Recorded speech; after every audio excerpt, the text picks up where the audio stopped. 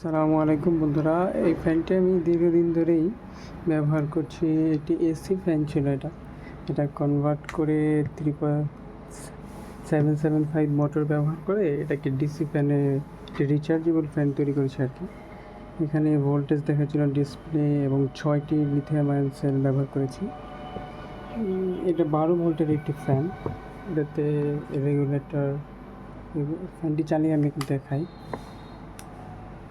ফোনটি মোটামুটি ফুল স্পিডে প্রায় 1 ঘন্টার মতো ব্যাকআপ দেয়, কারণ ব্যাটারিগুলো পুরাতন তো ব্যাটারিগুলো এমএইচ বোর্ডটা ভালো। ইনশাল্লাহ চিন্তা করছি নতুন ব্যাটারি ব্যবহার করবো। এর সাথে একটা এলইডি লাইটও সংযোগ করেছি। আর চার্জ করার জন্য এখানে একটা পোর্ট রেখেছি।